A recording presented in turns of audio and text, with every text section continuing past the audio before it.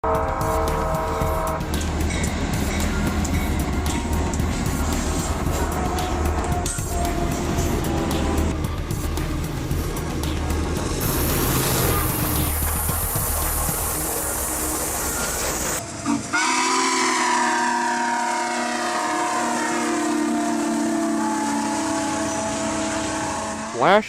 of orange and yellow Highiron. We started our rail fanning here at Sand Point, Washington, and there's a BNSF mixed freight coming towards us.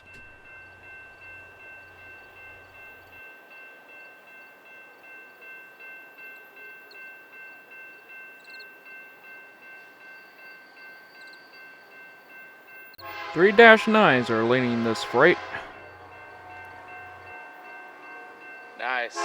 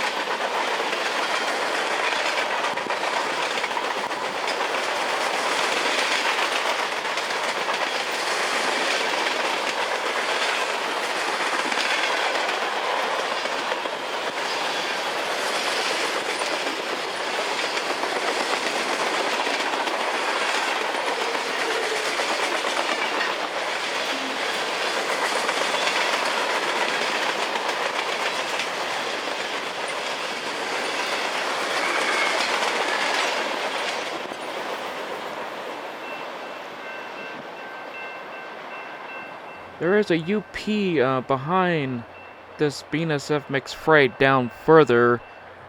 They set it on the scanner, so they haven't got the green signal yet. So they're gonna be on their way over here. I just found out that UP's having motive power issues. It's sitting at Nisqually. And here comes the other BNSF mixed freight just past that UP down in Nisqually. The other three pair of -9s leading this mixed freight.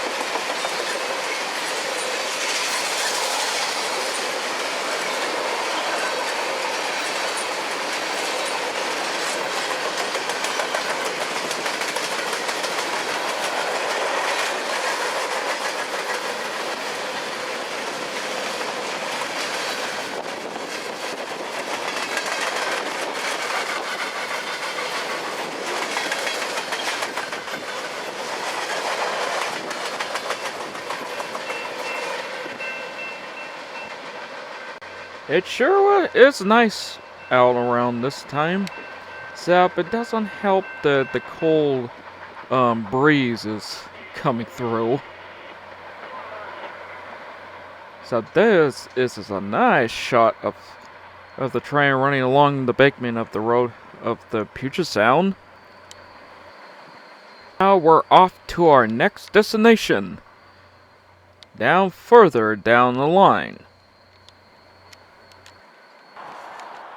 We'll stop by in Kelso, Washington for a break. We noticed a locomotive tender. And I recognize this tender. Except we haven't been at this place. So we're gonna go check it out inside.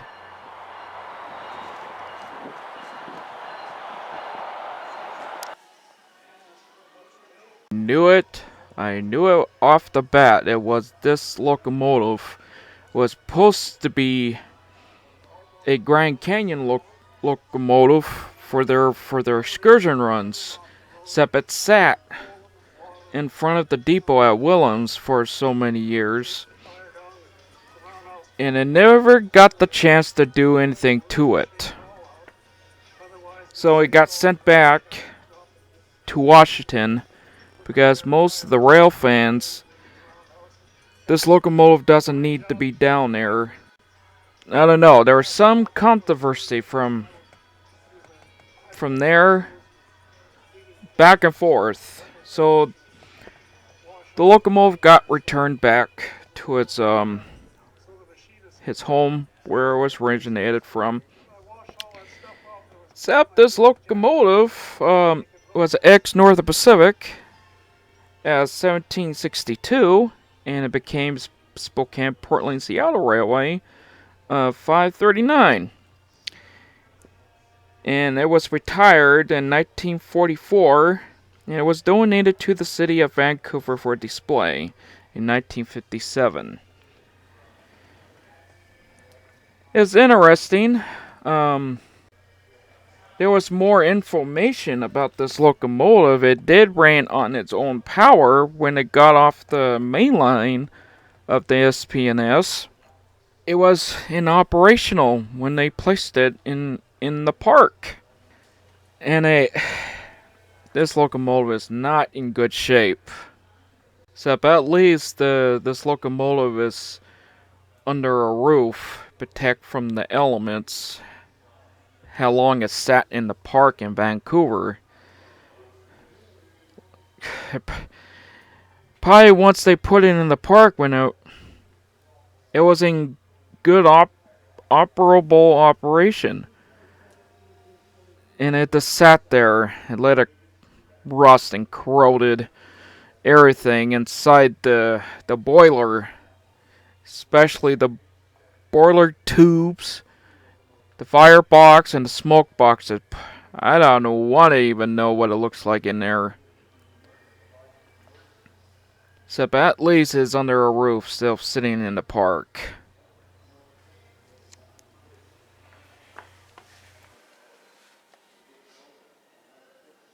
Yeah, there's a lot of stuff missing off this locomotive.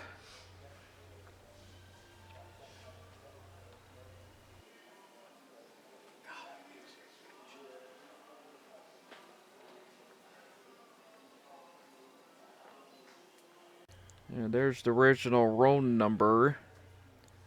You can see it right underneath the paint. Yeah, most of the control stands in the cab, it's not a lot. Most of it's gone except for the Johnson bar.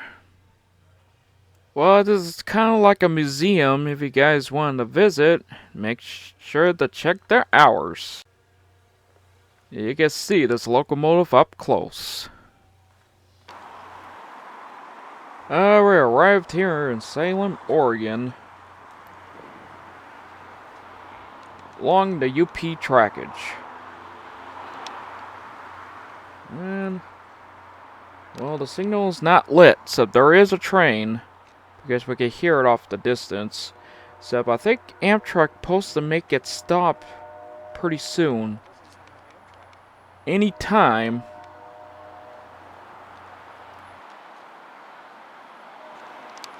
Oh, we did miss the Amtrak when we had our dinner. We came back to Salem Depot. So we did miss the mixed freight. It's approaching Salem Depot.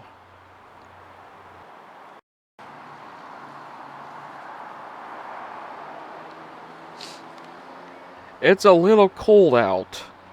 It smells like it's going to snow.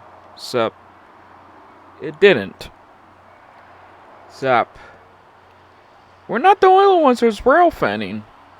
There's a rail fanner up there. Here by that tree.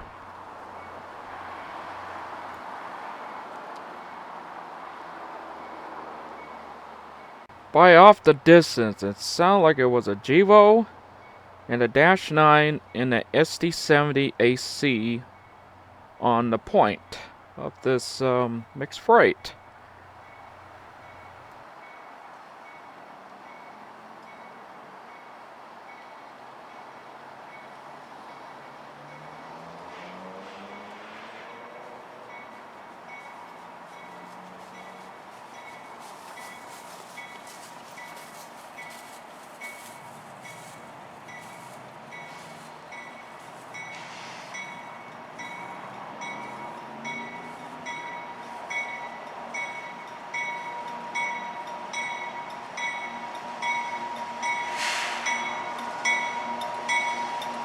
When the train going through city limits and going next by train stations, their speed reduced under 25 or 30 miles per hour.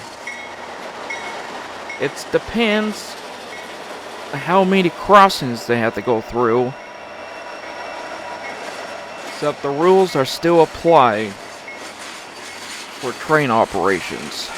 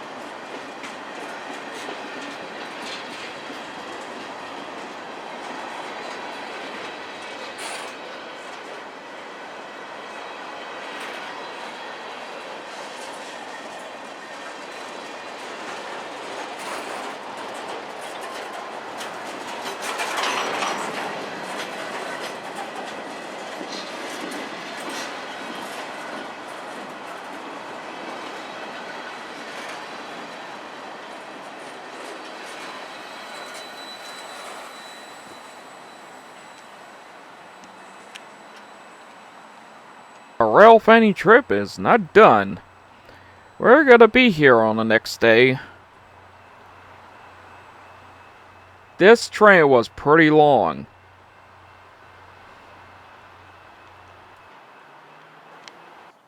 We came back to the Salem, Oregon Depot, and we didn't even notice this was nearby.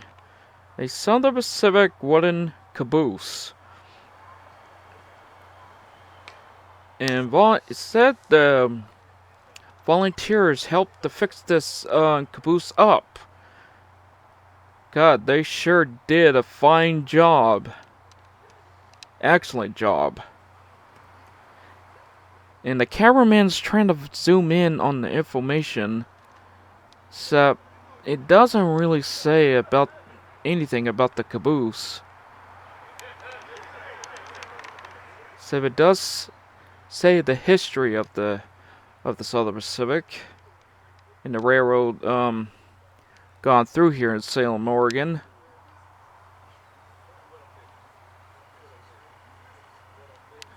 This is not the only thing we saw.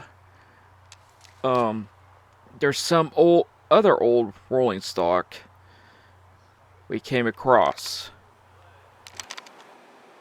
We did take a long drive. Sup is nearby Salem. Sup it's really in Eugene. Except these were the cars was on the movie of the Emperor of the North. And this caboose used to set Oregon in Eastern and Pacific. We found out this was the caboose in the movie. Huh? And the cameraman zoomed in on the initials of the truck. This truck didn't belong to this caboose. So someone changed the Eastern to electric.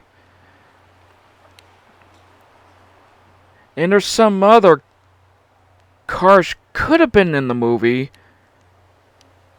So this one is kind of like a Pullman style coach, steel. From the 1920s? I believe so. Yeah, I would say the same thing, cameraman. Why the heck they did that? Went back to Salem, Oregon. And we noticed some UP high railer. So they're working on something. One of them is at the signal relay box, and that one's down there. And we're waiting on the arrival of Amtrak. Supposed to make its return run? No. It's heading southbound. It's the Coast Starlight. Identification checks on board trains. Passengers may be also subject to random security screening. Please use handrails on escalators and stairs, and be aware of moving vehicles and monitor children closely. If you observe suspicious activity or unattended baggage, please notify Amtrak Police or personnel or call 1-800-3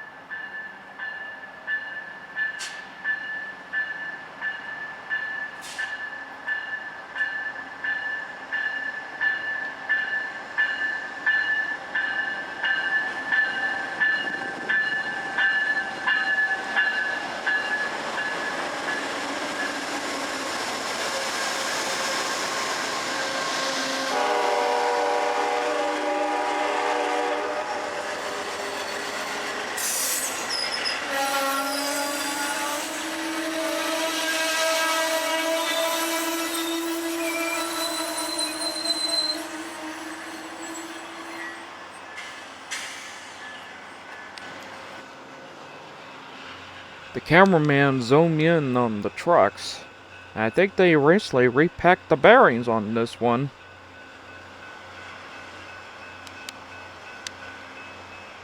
And you can see the disc brakes on the hub on the inside part of the wheel.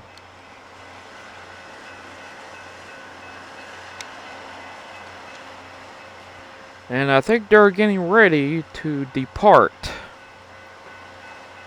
Most of the people got on.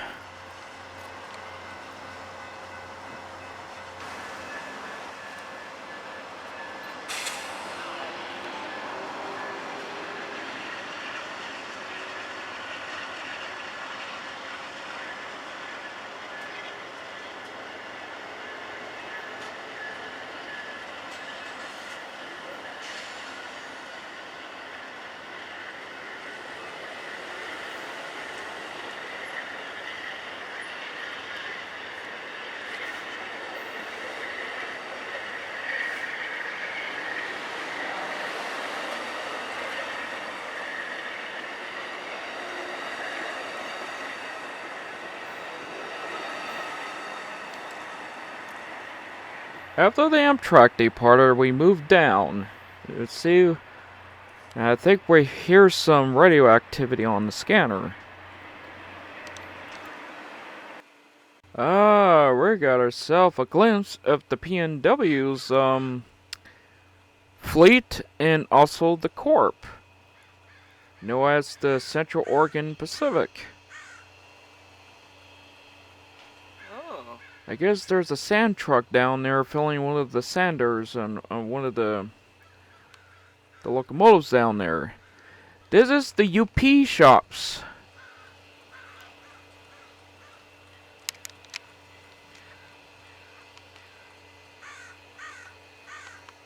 Except we sure got a good shot of these locomotives. And Oh, that PNW is providing us a rooster. From home? Long ways from home. That disappeared.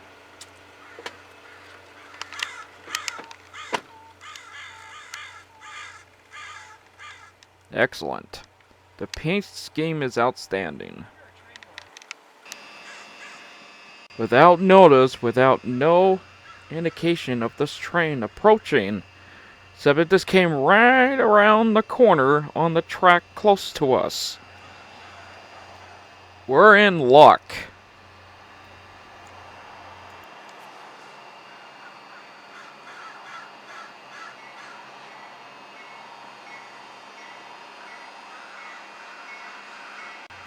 Two -9s are on the point. I think they're bypassing the yard, so I think they're gonna make a crew change.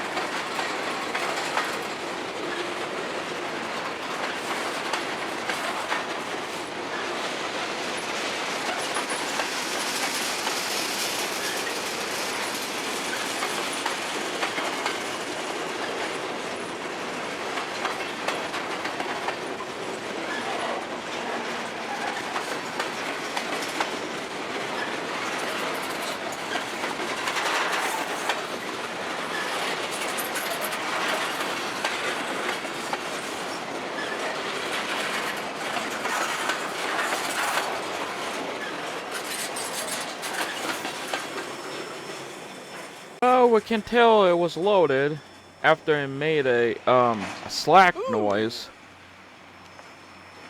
Made a bang. It's loaded. There's more trains after this.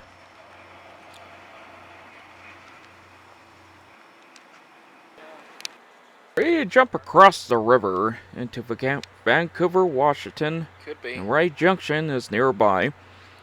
And this is the Y track. It leads on the Pacific subdivision in the Fallbridge subdivision.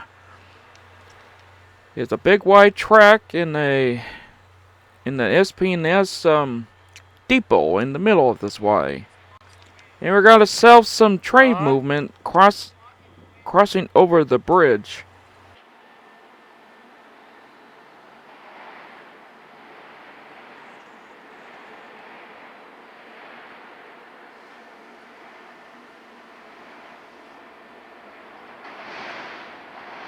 A rebuild -9 and 2 GVOs on the point of this intermodal.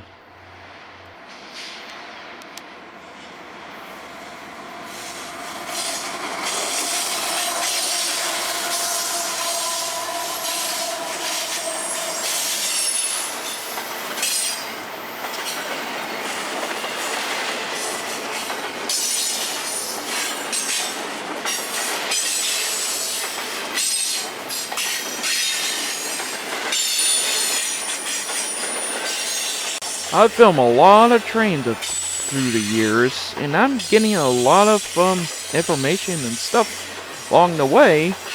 Even I notice the well cars, the empties, returning, like these ones, they're transferring them to a other port.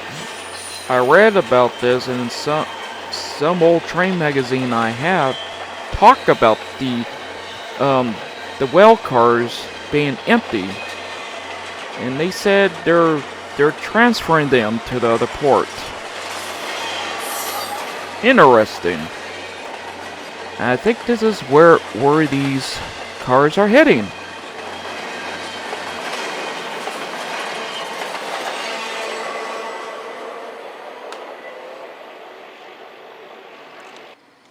This eastbound BNSF mixed freight has got quite a lash up on the point.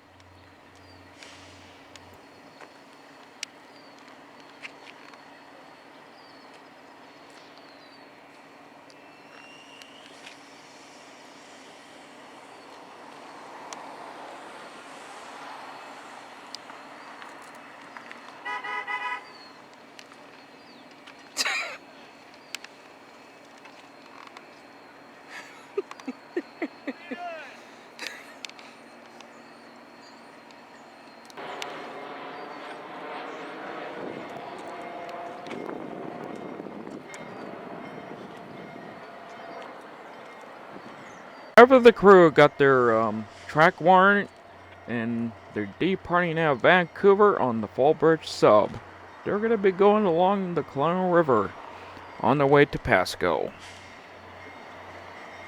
I guess 2-9s, a SD70 AC, and a GP38-2.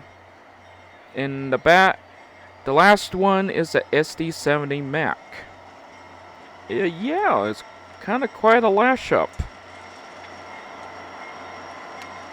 And after the cameraman turns, there's a rail fan here named Zachary. And he's rail fanning trains, filming trains, or taking pictures of them. He's nearby.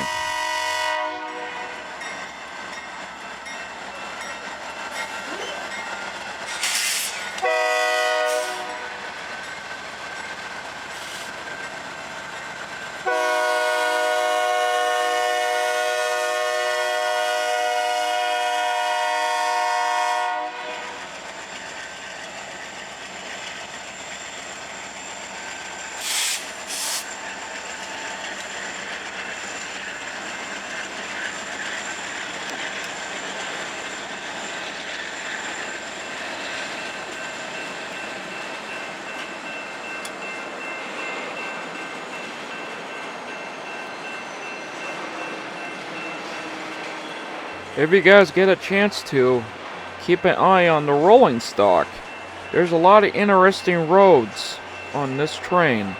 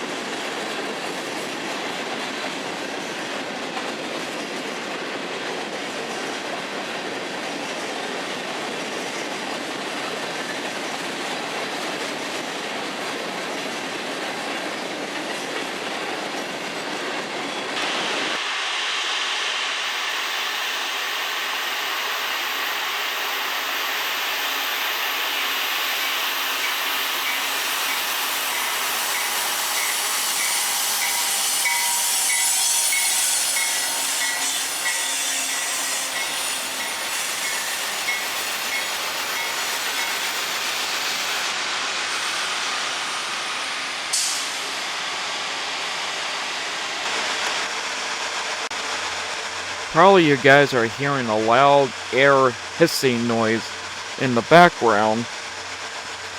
There's someone is doing something behind the depot. It's making a lot of noise and it's very annoying, especially when you're filming a train and you're getting this on the film.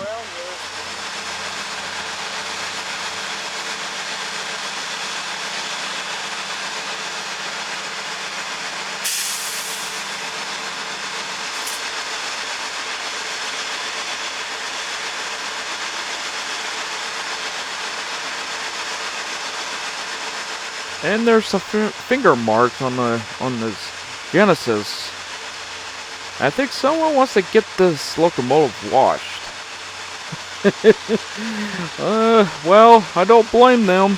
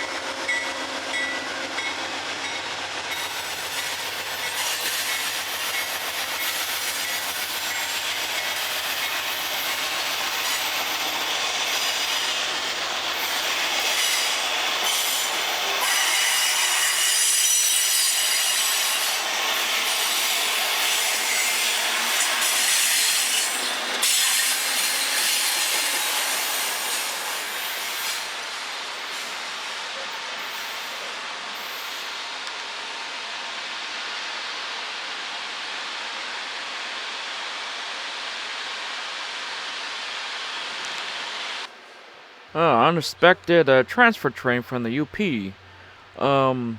It's the 70 Mac, 2 Gevos, and the third one is a Kansas City Southern. And someone thought it was a heritage unit. It wasn't.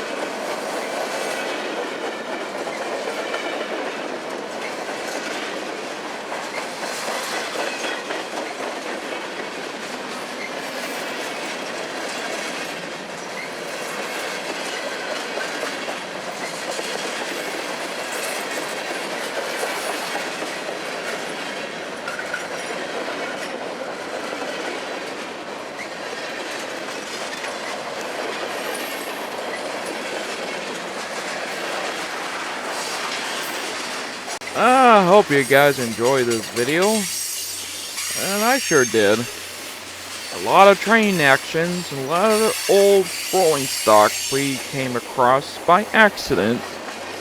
Except in that Toyota steam locomotive release is protected from the under a roof still sitting outside. So there's more train videos to come. I see you guys then.